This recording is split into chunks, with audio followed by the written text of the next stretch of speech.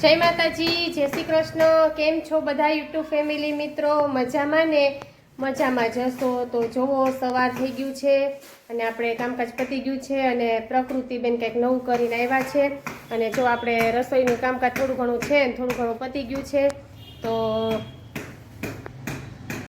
જો આપણે રસોઈ પાણી થઈ ગયા છે, રસોઈ બધી કરી લીધી છે અને રસોઈમાં જો શાક, રોટલી, સંભારો, બાજરાના રોટલા એ બધું બનાવી લીધું છે અને આપણે ચાલો હવે છે ને આજે પ્રકૃતિબેનને હોસ્પિટલે લઈ જવાના છે એટલે પ્રકૃતિબેનને પાટો વળાવવાનો છે તો વિડીયોમાં છે ને છેક સુધી બન્યા રહેજો અને આપણે નવા વિડીયો છે ને તમારી સમક્ષ બધા રજૂ કરતા જ હોઈએ છીએ અને જો આજે આપણે થોડુંક વિડીયો બનાવવામાં મોડું થઈ ગયું છે, બપોર પછીનો વિડીયો જોઈ રાખજો બધા અને આપણે જો સાંજે લાઈવ કરીએ છીએ તો લાઈવમાં પણ બધા જોડાઈ રહેજો અને નવા વિડીયો આપણે તમારી સમક્ષ રજૂ કરતા રહીએ છીએ તો બસ નવા વિડીયો અમારા જોતા રહેજો અને અમને સાથ સહકાર અને સપોર્ટ બધા યુટ્યુબ ફેમિલી આપતા રહેજો।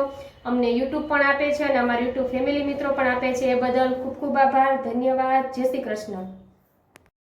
તમા દીકરી નિરાયતે ગમે ને રહે બેટા, હું નિરાયતે હાલી પણ આપણા માઇન્ડ હોય ને બેટા એ થવાનું હોય, કાંઈ વાંધો ને મટી જાય, હિંમત રાખવાની। બા તો અમે જ્યાં દવાખાને ગયા ને તયું ના રોતા હતા હો। હા, મારી દીકરીને કાંઈ મન ન ગમે, એ કરતા મને થાય આમ, મને રસોડામાં નહોતું ગમતું। હા, એ કે અમારી દીકરીને દુખાડશે તો જો પ્રકૃતિબેન આજે છે ને ફ્રેક્ચર આવ્યું છે, આજે અમે એક્સરે પડાવ્યો ને એમાં ફ્રેક્ચર આવ્યું છે એટલા માટે જો અમે પ્લાસ્ટરનો પાટો હવે વરાઈ આવ્યા એટલે 10-15 દી થાય ને ત્યાં તો અમારે છૂટી જાહે, ત્યાં પ્રકૃતિબેન હાથે દુખતો બંધ થઈ જાય કાં બેન? જો વરાવીને વૈયા એને નકર દુખતું તું, દુખાવો તો થતો જ તો પણ અમને કહેતી નહોતી અને એ કે મને બીક લાગે એટલે કહેતી નહોતી પણ જો આ વારી હે દૂધની કોતરી પીવી લે તો દૂધની કોતરી છે ને ઠંડુ પી લે માથે। હા, દવા ગરમ હોય ને એટલે હો યાગડી હું લઈ આવી દઈ હો।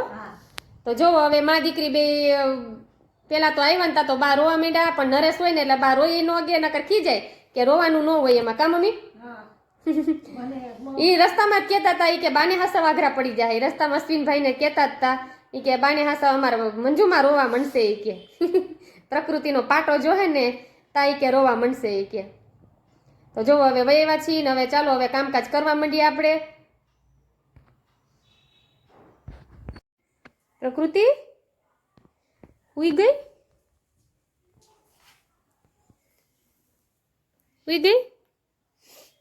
લે ખોટી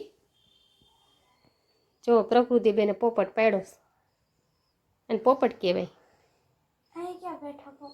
આ બેઠો પોપટ અહીંયા ઉઈ માં મને લાગ્યું દેખું સાચું કે હે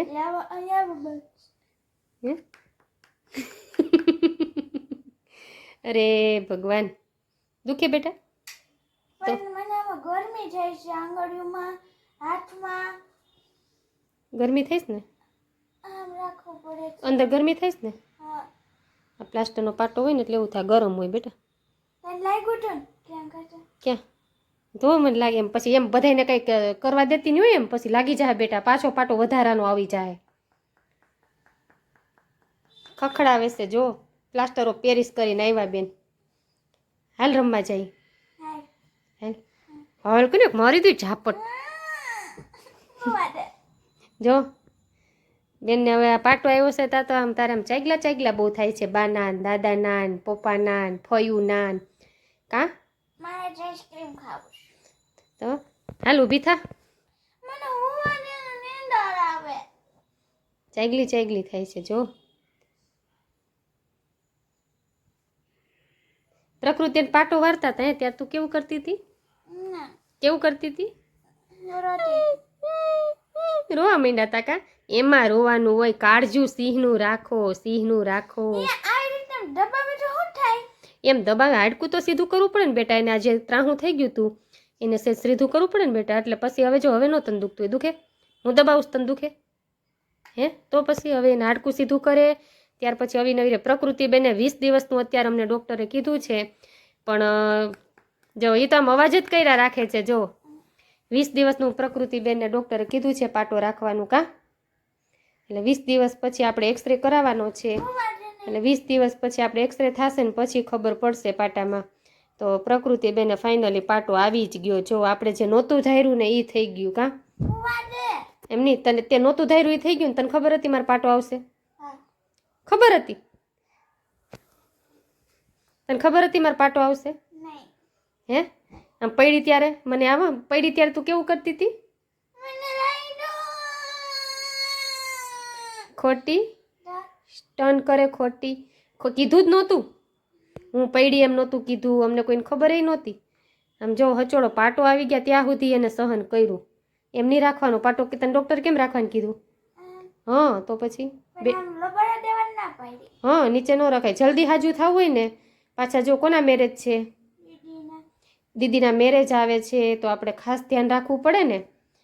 તો જો આ બેન ઉપર આપણે તો આવ્યા ને જમવા બોલાવા, તો બેન તો જોવો સૂતા છે, કેમ કે ઈ કે મને ક્યાંય ગમતું નથી.